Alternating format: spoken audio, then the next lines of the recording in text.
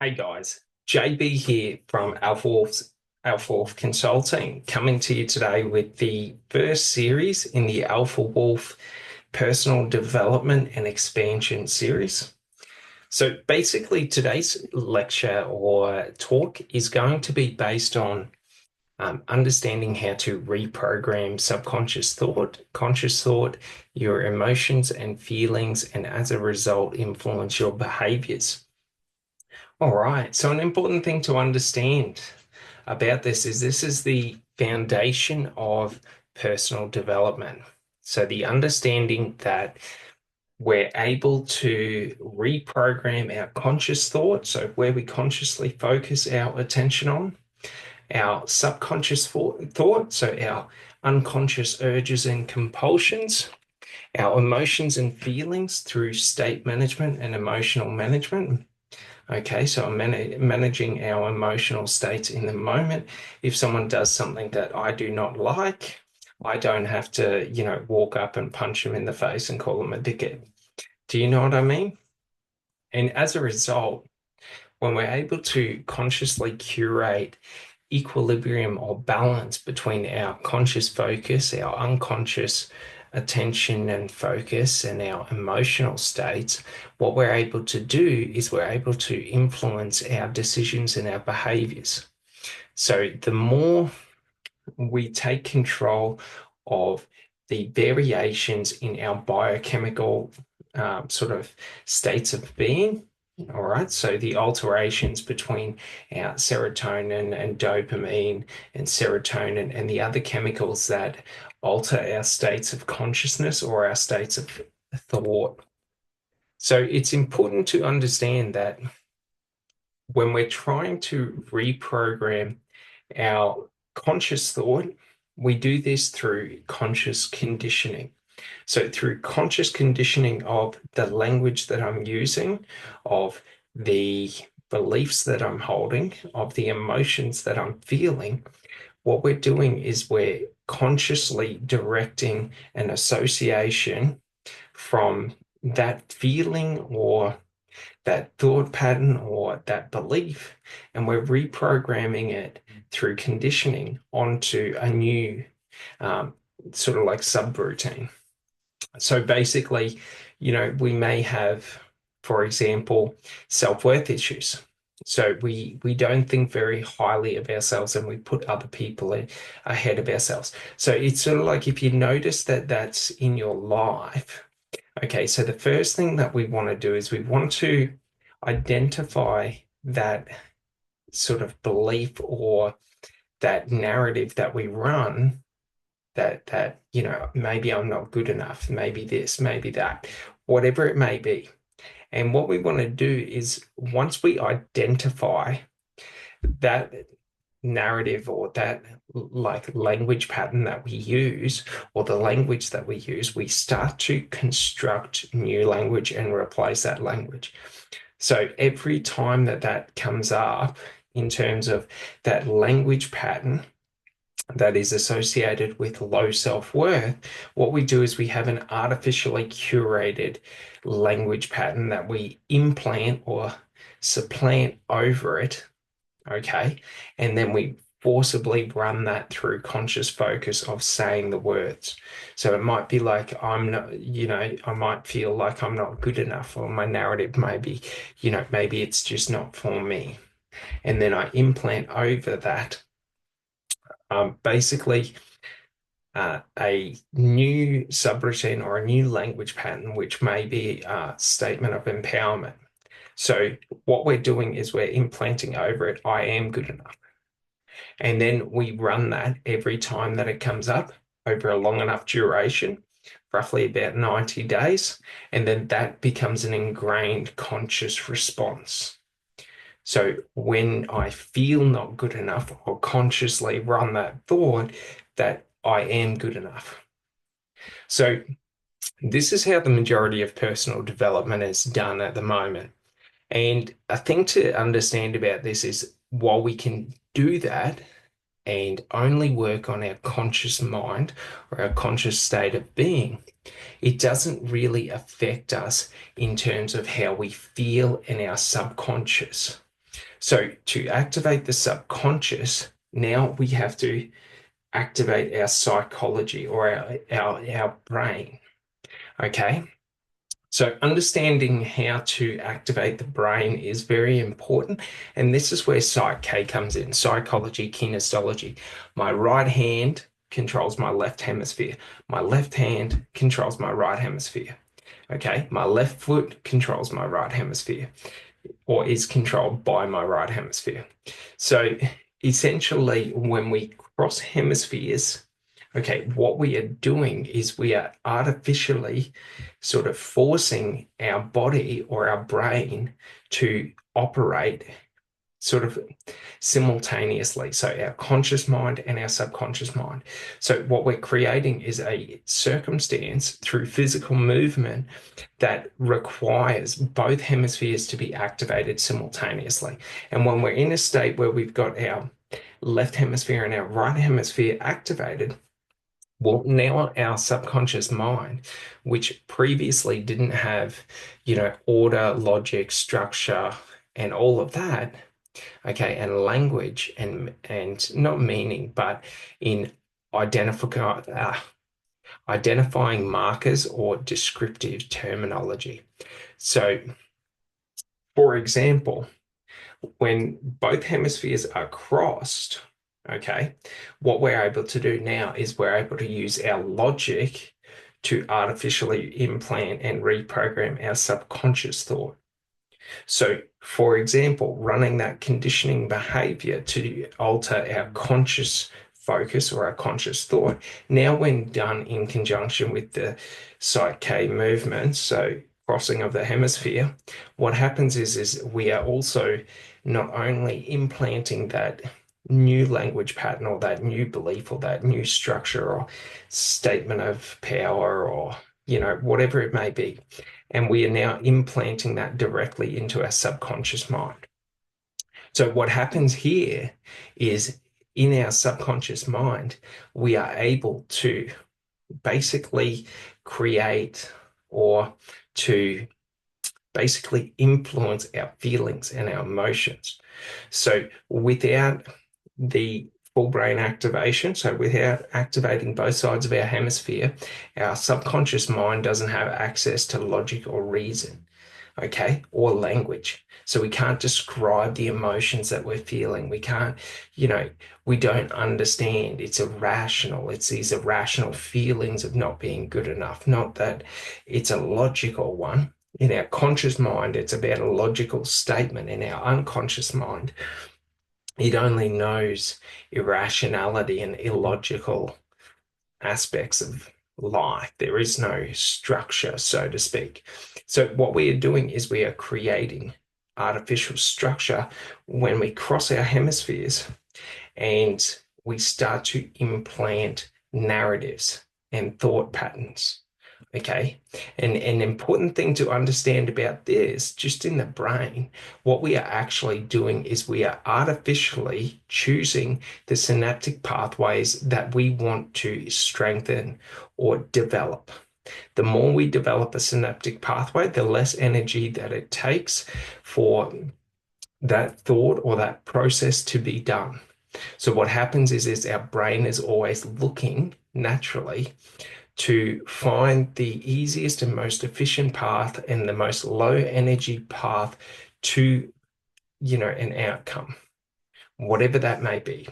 So to understand this is just to understand the more I structure and build my synaptic pathways. So, for example, it might be the feeling of not being good enough, and then the statement that we're implanting or the synaptic pathway that we are implanting is, I am good enough. I am all I need. And we just keep repeating that until that synaptic pathway, like lifting a weight. We're just lifting, lifting, lifting, building that muscle. Every time we lift it, we build the muscle. Every time we repeat that language pattern, we are building the synaptic pathway to be stronger for that specific language pattern. And when we do it in association with specific feelings or specific like triggers. Okay, so an unconscious emotion triggers the language pattern to be fired. Okay, so that's what we're trying to do, is we're trying to strengthen the language patterns that we want, and then we're trying to create association between those language patterns and emotional states or subconscious thoughts or behaviors. And it's very important because as we do this, as we strengthen and curate our mind, what we're able to do is we're now able to associate specific emotions and categorize those emotions. And then what we're able to do is have specific language patterns or specific beliefs or specific narratives or actions and behaviors that overcome those negative emotions. And then with the positive emotions, we have specific language patterns, beliefs, behaviors, actions that empower them to be further. So when I feel good about myself, I have a subconscious urge to do, work that I find to be important, and that gives me an additional bonus of empowerment towards my identity of self, so to speak. So understanding this is just understanding that our mind is always looking to develop structures based on habitual patterns. That's all a belief is a belief is a thought on repeat, a habitual thought. And that belief, that synaptic pathway becomes so strong that to think of anything other than that belief is difficult. It takes a lot of conscious thought. This is just how I know it to be, because we've re-ingrained through conscious, or not conscious, but consistent firing of that language pattern or that synaptic pathway. What we've done is we have strengthened it to such a point that the energy requirement compared to the energy expenditure to run that synaptic pathway is so much that our brain tricks us into thinking it's more exhausting to understand. So that's why people find it really difficult to understand anything that they can't conceive themselves. It's why we become narrow-minded and limited in our minds, is if we don't develop and work out our synaptic pathways, or we consciously construct our thoughts and work our thoughts out and build our brain, which is a muscle. What happens is we become limited.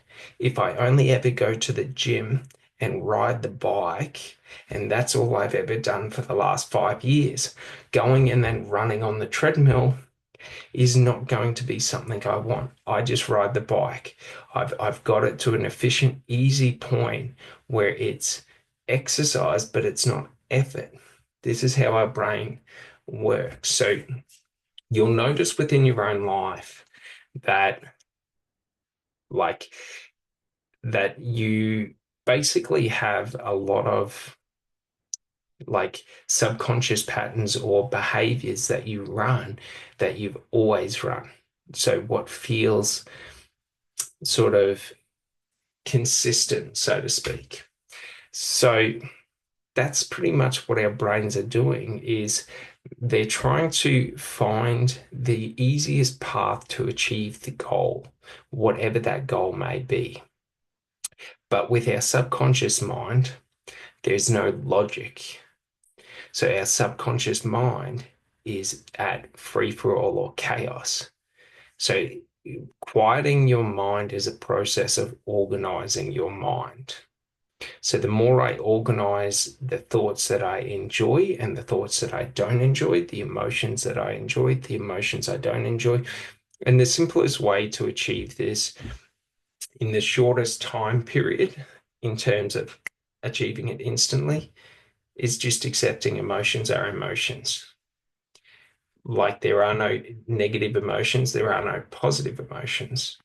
There is no negative behavior, there is no positive behavior. There's only behavior that positively influences and affects me, and behavior that negatively influences and affects me. There's no overarching positive or negative.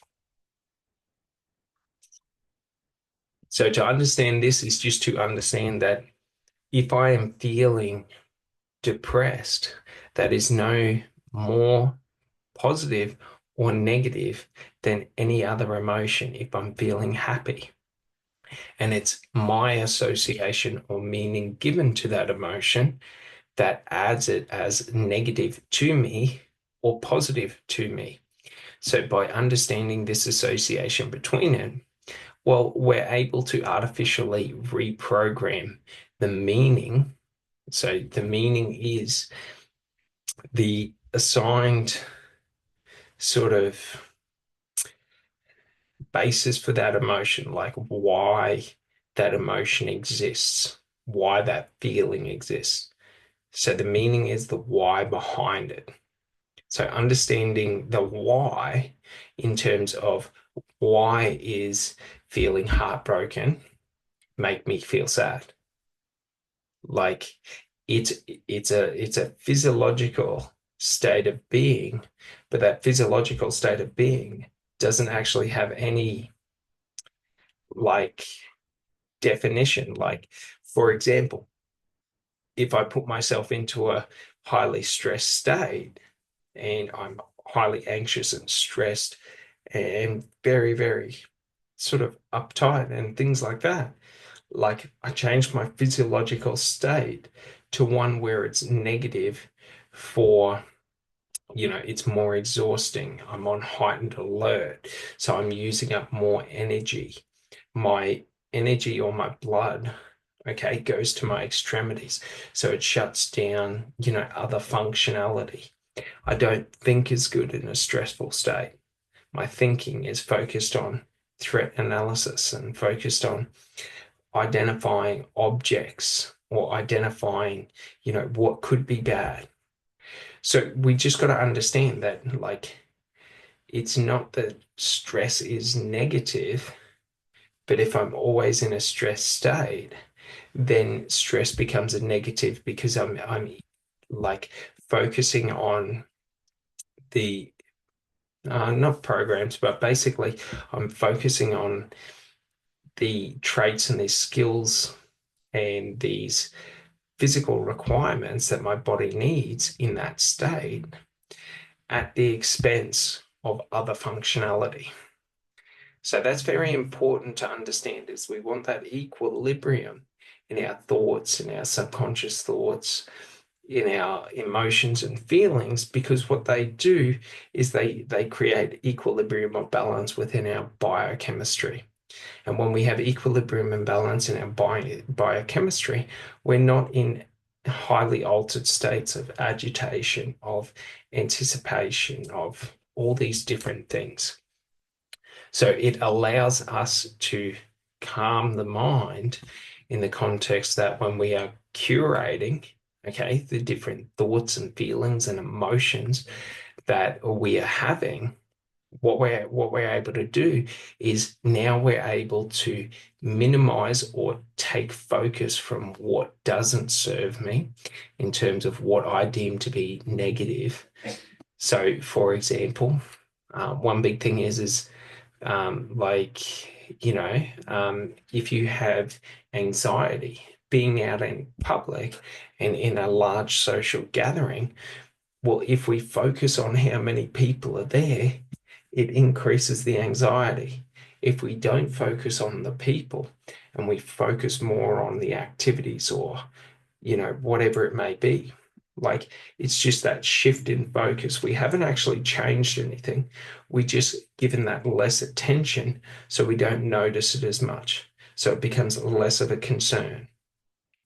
So that's what we're trying to do when we're reprogramming our subconscious thought is we're artificially changing the language that we use in terminology of, or in terms of like we're using language that we associate to be positive and not negative language, but we're also altering it for the emotion. So we're using language that is specific to what we deem as positive emotions.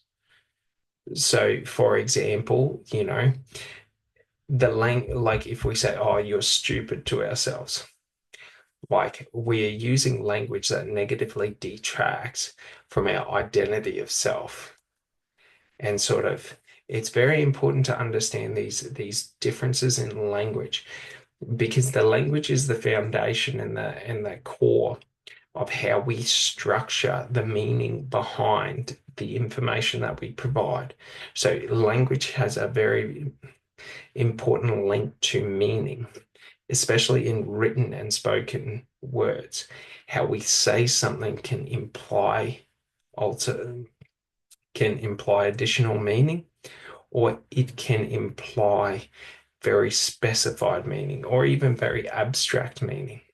So we can use language that, isn't specified in general terminology, and that breaks it up, the meaning of it, to where it's not a meaning that is local to me. It's a meaning that is, sort of unclear. So who does it mean something to? I don't know, not just me. But another thing is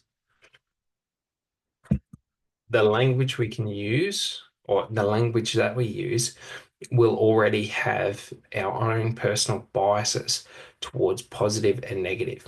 So understanding what, when you use specific language, does it make you feel happy? Does it make you feel, you know, connected? Does it make you feel sad? Does it make you feel angry? Does it make you feel respected? Does it make you feel disrespected? Does it make you feel heard? Does it make you feel, unheard? And that's very important, because when we understand the different meanings that we individually give to language, so it's not just what people say a word means, it's what do we think that that word means. Okay, so understanding the language, because we all create our own personal biases towards language, that certain things mean other things. So, for example, with young people, using profanities is something that they always like it's a taboo. So they use it, and then they associate different meanings towards those words than someone who may be 50 years old. So in understanding this, we just understand that the language only holds importance to the person who is hearing it. Okay. So if we're talking to ourselves, we are hearing it.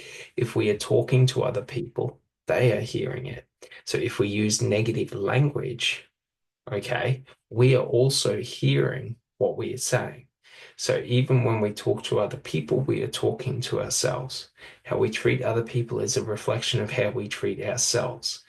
So understanding if we're using negative language, especially when talking to other people, we're having this like secondary effect where we're having negative language spoken to us by ourselves. So it's an important aspect to understand, is that by defining what is positive language to you and what is negative language, if we're able to restrict the conscious use of negative language and alter it, then what we're able to do is replace it with what we identify as positive language. So we're always having positive conversations that we deem as being positive, and that really helps in context of understanding sort of how we positively influence our emotions.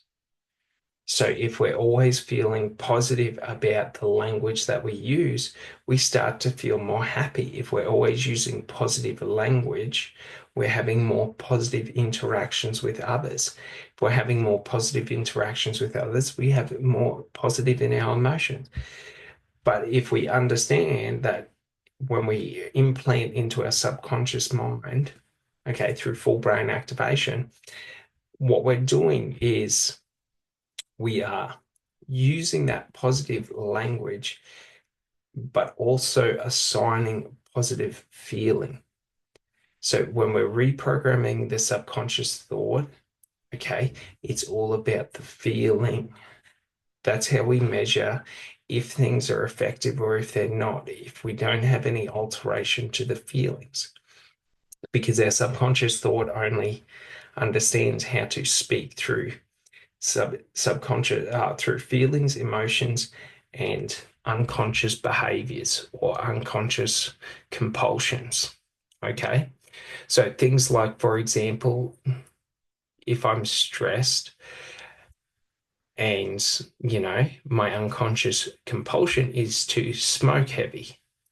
So, like, the thing is my subconscious is trying to tell me that something is causing me stress or agitation. If I don't listen to that, then it's going to increase the compulsions towards negative behaviors. So things like, craving sugar, craving junk food, craving high fat food, craving alcohol, craving drugs, craving tobacco, craving nicotine, craving caffeine.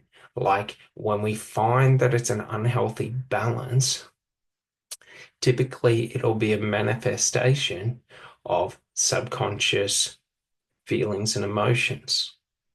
So, what we're trying to do is we're trying to identify what feels right to me, what feels good, okay, what feels negative, and then we're trying to sort of not focus on the negative so much and only focus on the positive or what we identify as being positive. If we're able to do this, then what we're able to do is implant or supersede, okay, a large amount of the synaptic pathways in our subconscious mind to be positive. So that's very important because it's in understanding this that we're able to understand and curate our subconscious mind. And when we're able to understand and curate our subconscious mind, our emotions become more manageable. We become more at peace. An important thing to understand is if you can't sit in silence by yourself and just be without any form of stimulation, okay, it's mostly because you haven't dealt with your emotions and you don't understand all the things that you feel. So, for example, for me, when I was going through the stage that I couldn't sit still, I always had to be doing something. I always had to be watching something. I always had to be, playing a game. I always had to be out doing something. I couldn't just sit still because I hadn't dealt with emotions that I felt and I hadn't dealt with, you know, the feelings that I would feel. So I always pushed them away and looked for something else. So that's all it is we're just trying to. So when we're in that sort of behavior where we're not able to sit with our emotions and be, then what happens is we're always looking for something to distract ourselves away from what we need to do, so to speak. So it's very important to be able to become at peace with your emotions. And it's only through exploration and understanding that we're able to do it. But if we try to do it in a way where we are not in control, okay, so for example, if we try to explore our emotions through alcohol, okay, because alcohol lowers our conscious thought, okay, and pushes us more into the unconscious. That's why people just act, they don't think, because they're more in being controlled by their subconscious.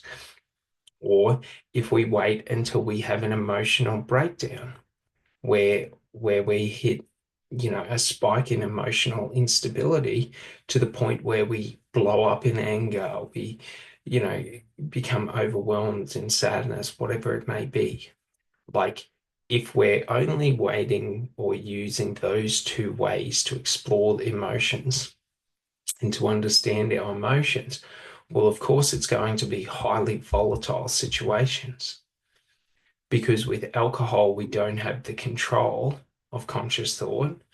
So, we say stupid things, we act on impulse and lack of inhibition over, acting out of intention. But also, if we're waiting until we become so volatile in our emotions that we just explode and that they just get away from us, that's not good either, because then we become emotionally unstable. So a lot of people, when they fall into their emotions, they become emotionally unstable, because it's like trying to swim before you've learned how to swim. People panic. Do you know what I mean? They don't really understand what they're feeling. So they might be feeling sad about a breakup or a fight or something like that, and they don't know how to experience it. So what happens is they associate sad with hurt. Now that person's hurt them, and all of this.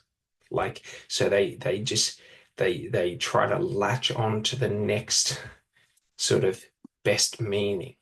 And this is how people get all uppity in themselves, in their emotions, when in truth,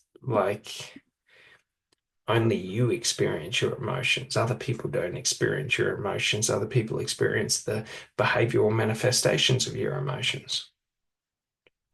So to understand this is to understand that other people don't influence your emotions. Do you sort of understand? Like, other people don't influence your emotions, because only you influence and control your emotions. If someone says something hurtful to you, they've just stated a fact. It's only until you choose to take offense to it or assign meaning of hurt or whatever it may be that it becomes that. So that's very important to understand, because when we understand that I am the only one who influences if something, affects my emotions or if it doesn't. For example, if you're in a relationship and someone cheats on you, like they haven't done anything to you, do you sort of get it? Like nothing really has happened. They've taken an action that didn't have you involved, that was outside of you. So, that's the thing. It's that we create the trauma and assign it as meaning to the actions. So, a lot of people, when they don't, when they don't manage their emotions, when they don't manage and understand and explore their emotions, when they don't understand that other people don't affect you, only you affect you, they go out and they project their emotions and their emotional states on everyone around them. So other people's actions affect how they dictate to themselves the meaning behind those actions, rather than just dictating the meaning themselves. Does that sort of make sense? So it's a difference between internal and external validation. When I'm looking to be validated from those external to me, I put more weight on their opinions of me. When I'm internally validating, my opinion of me, of the situation, of what's happened, means more than what anyone else says. So if I should choose to get slapped in the face and then say that that means nothing to me and that was nothing to me, then it is nothing to me. Even if everyone else thinks, oh, you've been disrespected and this and that and the other, whatever it may be. So we have full control in any moment, in any day, okay, to control our emotions and dictate what the meaning of each emotion is and when it is acceptable to feel, or not so much to feel those emotions, but when it is acceptable to, if someone walks up to me on the street and goes to punch me in the face, it's acceptable to defend myself. Do you know what I mean? If someone says something hurtful to me, I don't just go and punch them in the face. So we assign the acceptability, or when is acceptable for us to express those emotions based in our behaviors or our actions. Okay. So that's quite important because then what we're able to do is we're able to now choose when we want to feel things in terms of like what we would like to feel. Okay. We're able to identify the environments that are highly congruent or conducive to us being in a state of mind where we feel those emotions. All right. So that's very important. So I wanted to jump on and talk a bit more about retrospection, okay, and about the full brain activation process that I've created. So basically, retrospection, it's pretty self-descriptive. We are looking back. So finding ways to be able to look back on past experiences, on past interactions, past outcomes, whatever it may be. And basically, what we're able to do is we're able to look back on it and assess it. So, the important thing to do when we are looking retrospectively is we are looking from an objective, not a subjective view. So, there's an important difference. Subjective is I am the subject viewing this as if it's happening to me. Objective is I am objectively observing this happening. So there is no specification as to who it's happening to. So when someone says something hurtful or nasty or whatever, like if I am the subject, they are saying it to me. If I am objective, they are saying it, I am hearing it. Does that make sense? So what we want to do is we want to, an important or an easy sort of like understanding about this in terms of an easy way to sort of, I guess, get a mental image of this is we are either the axe or the axe cutter.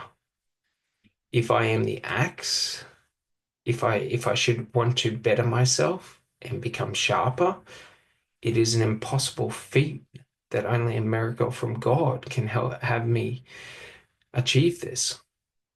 If I am the axe cutter, should I want to sharpen the axe, all I need is stone. Do you sort of get it?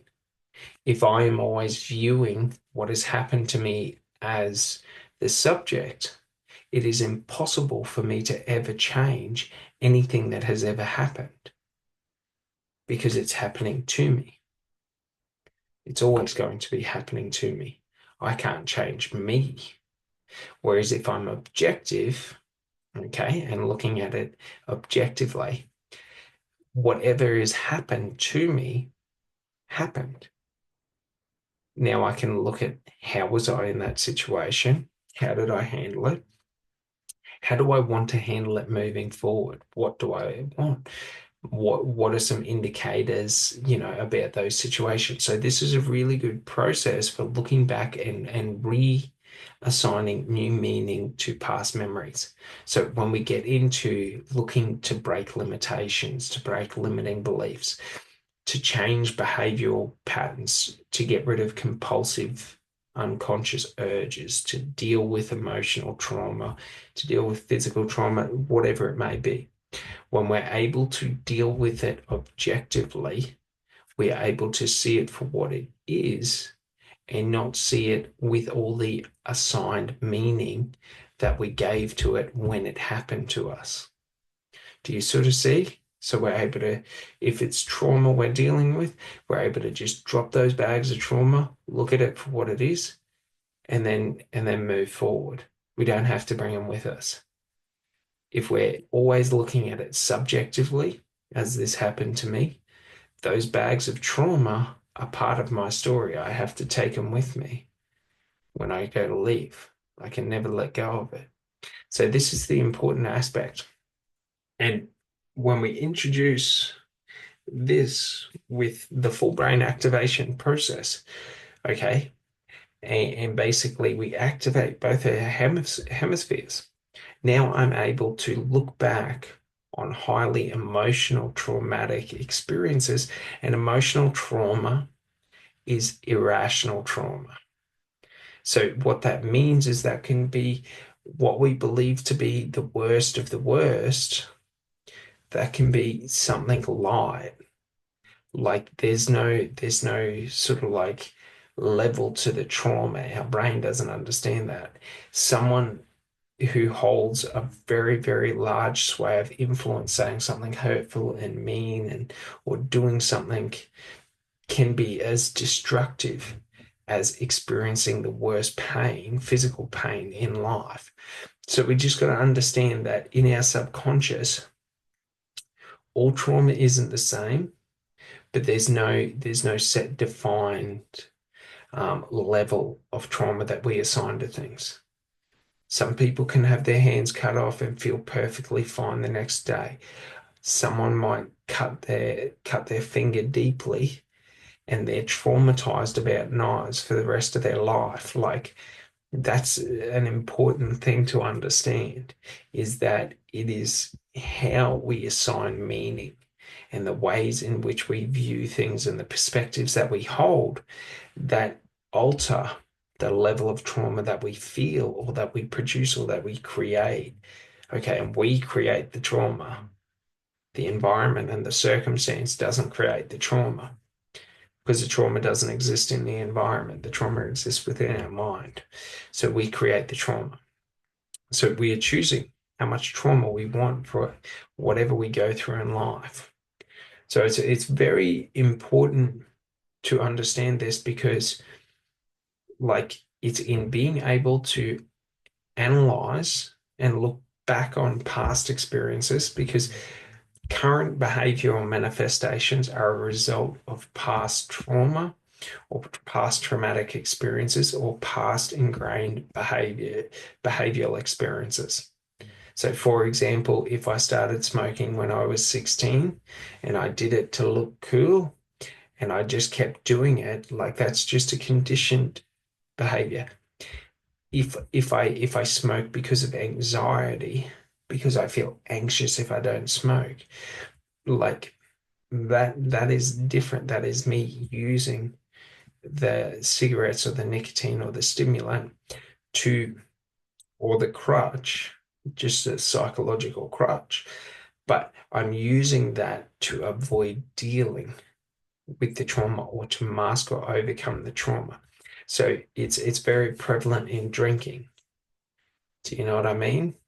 Like a large portion of people have uncontrolled drinking or unregulated drinking behaviors because they're masking emotional trauma that they've created within themselves, which is quite important because when we understand this, we just understand that we look at our current behaviors and actions and conscious and unconscious urges. And basically, what we're trying to do is now we're trying to reverse engineer and find out where we picked up those habits, why we do it. And it's through retrospection. So, through looking back at your entire experience with alcohol and sort of mapping out the meanings that were given to it and all of that allows you to get a comprehensive or full picture of your drinking behaviors, why you drink. Do you know what I mean? And if you find that it is a crutch or that it's because of, a need or something like that, okay, so an unconscious urge. So I drink because I'm lonely. I drink, to forget the bad things that I've done. I drink, you know, because I can't handle who I am or handle being bored. Like I drink because it's socially accepted, whatever it may be. But we're just going backwards and we're just looking at it and we're just finding those points where we created negative associations. So, like, for example, like not everyone starts off binge drinking, you know what I mean? But if they drink for long enough, You know what I mean? It's sort of like a sliding scale. Because, like anything, we need more and more and more to feel the same effects because we build tolerance. So, just in understanding that, what we're able to do is then we're able to go back and we're able to assess, well, when were the points of increase in the compulsion or the behavior, and sort of what was the incidents or interactions that happened? What were the results of those incidents or interactions? Do you know what I mean? And we just keep working through it until we sort of get to where we are now and we have a more complete idea. But we're not doing this as like in a subjective view where we're looking at like, I had fun, I did this, I did that. We're looking at it objectively. So we're not taking in our personal bias or our personal experience. We're just looking at the behavior for what the behavior is. We're looking at the situation for what the situation is, the interaction for what the interaction is, whatever it may be. And then basically, what we want to do is we want to then, after we've gone through and we've looked at everything and we're objective, now we choose what we want to replant the meanings and things like that. So, like for example, one thing is like with alcohol, if you found yourself to be a heavy drinker, it's like we replant to all those experiences that we once thought as positive. Maybe I don't like the feeling of not being in control. So that every time we try to drink past a certain point, that's the feeling we get. I don't want to keep going because I don't want to lose control or not be in control. And that's an important thing because now we're implanting a new sort of association or emotion or feeling or language pattern or subroutine, whatever you want to call it. And we are implanting it so that when we take that action and we try to take that action, it's just a conscious or an unconscious urge that I don't want to be in without control, like out of control. Like I don't want to lose control. I don't want to lose control. And and this is a really easy way that we're able to use our subconscious mind to reprogram through our emotions and our feelings and our unconscious urges and our unconscious behavior, the kind of person or the kind of life that we want, the behaviors that we want to embody. All right. But the other thing to remember as well is that when we take ourselves out from being the subjective viewer, when we're looking back on past experiences, well, what we're actually doing is we're taking the power out of the emotions, the negative or the positive. And now we're able to just see and experience those emotions and feelings for what they are without the personal bias or personal association to the meaning or the emotion that they are meant to be or that we have deemed them meant to be. So, you know, when we get into it in terms of full brain activation, okay, think of it like this. Full brain activation is simply the movement. Nothing else needs to be done. Both my hemispheres are active right now. So right now I can anything that I repeat again and again and again, think of in the hundreds to the thousands of times of running that same language pattern is implanted directly into my subconscious mind. Just like I am able to access my subconscious mind. Retrospection is the process of looking back on past experiences, mapping, you know, our past objectively, not subjectively. That's it. If we're able to do this, we're good.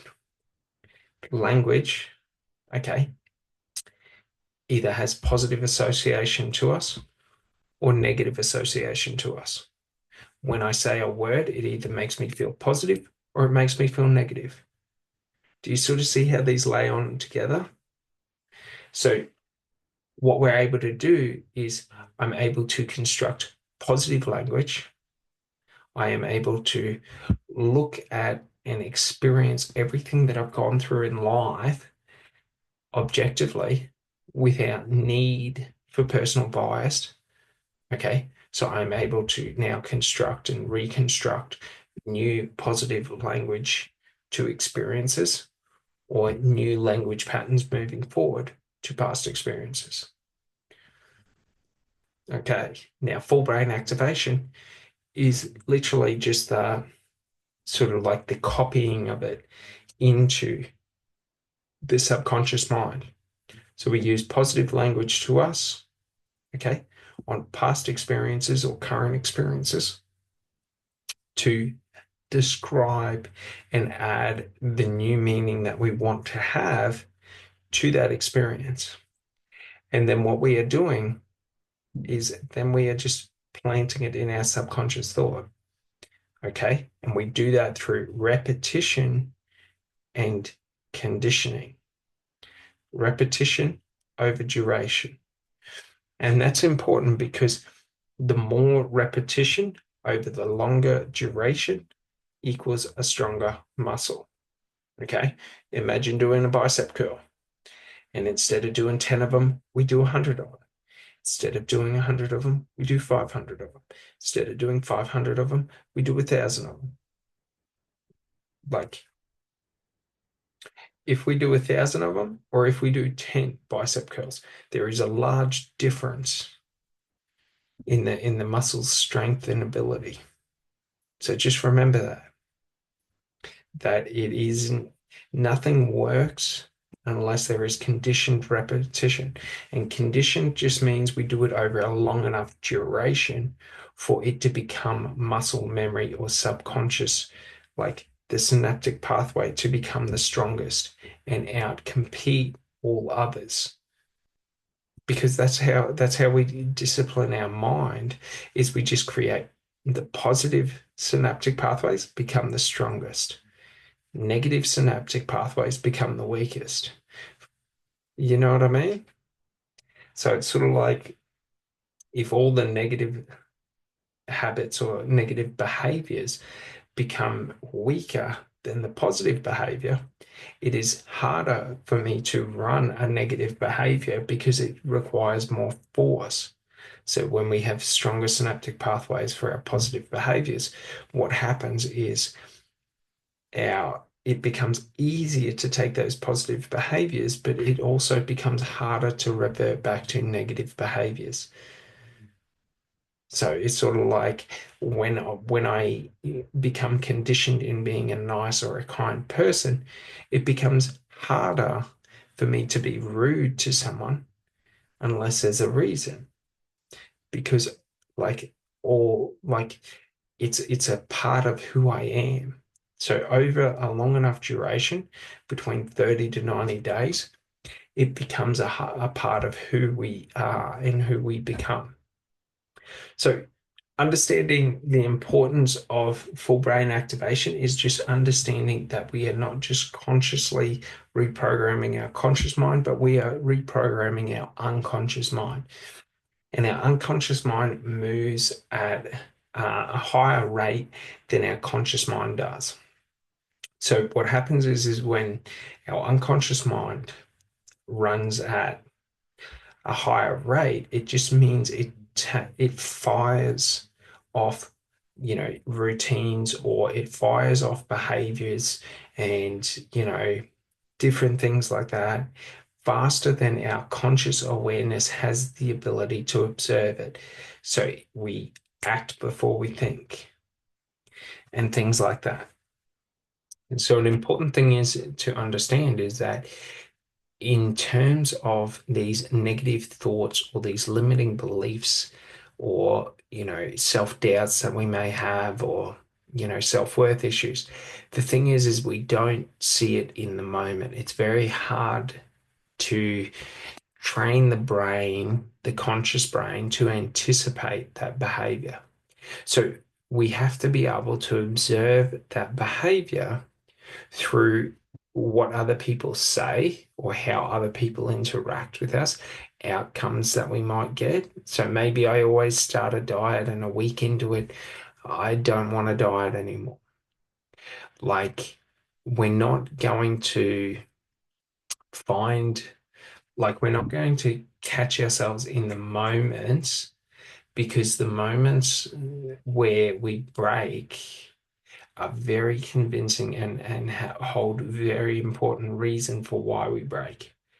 So we justify it to ourselves, and it makes logical sense.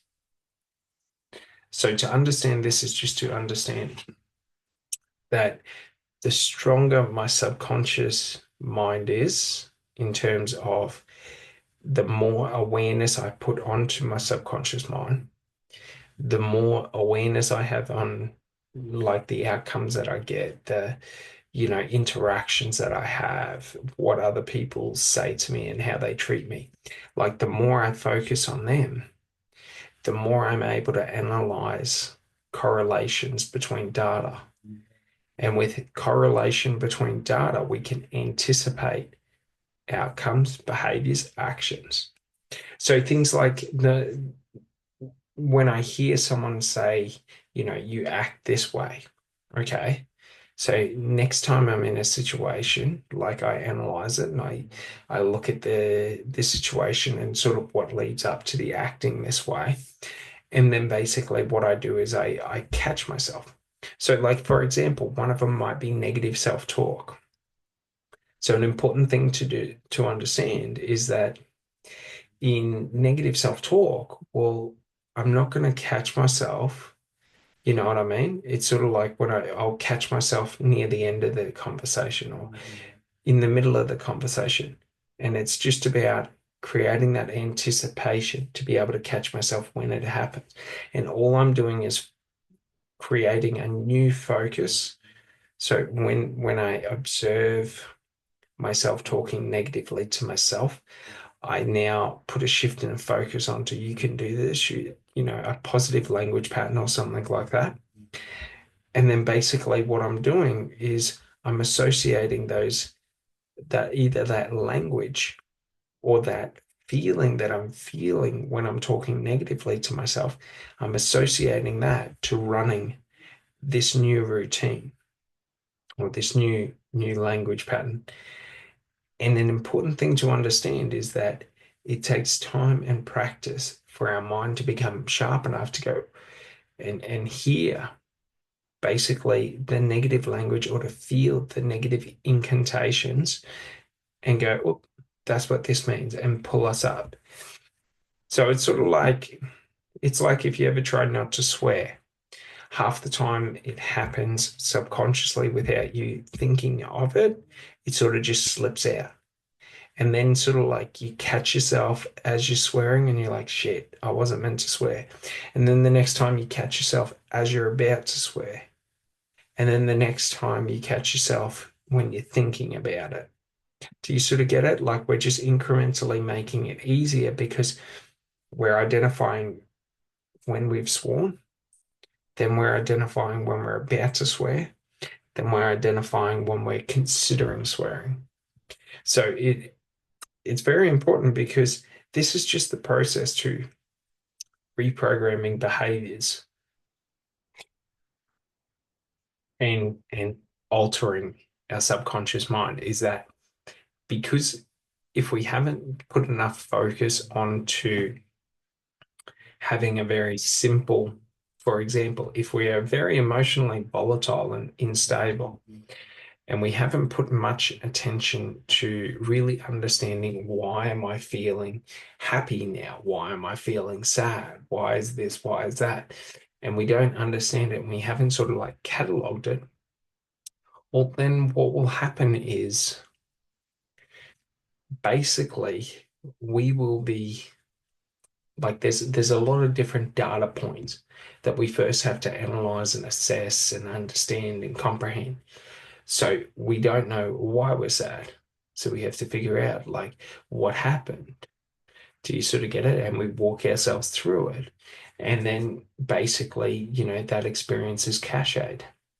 And then the next time we're sad, what happened? And we have to catalog and cache that experience. And then we can analyze together and find out what are the trends or what are the aspects of it that basically are, so to speak, aligned, but like, what are the variables? Okay. So, what are the different variables that cause sadness? And then what is the range in variables? You know what I mean? So, a different variable may be, another person, maybe a thing, maybe an animal, whatever it may be. And then a different sort of not different variable, but a different range of the variable. Maybe, someone said something hurtful to me. Someone broke my trust. Someone did this. Someone did that. So we're able to measure out the range of it. And then we're able to assign the meaning. So the different variable to the range of the variable, okay, to the emotion felt. So we're doing a calculation or basically collating the data between what happened, okay, how bad was what happened, and then, you know, what is the meaning. All right. Well, this one's going to end today's session. And basically, I hope you enjoy it. And I'll be running these sessions Monday to Friday, 10 a.m. So feel free to join in on the next one. I've had a lot of fun and we'll see what topics on next. Thanks so much. Bye.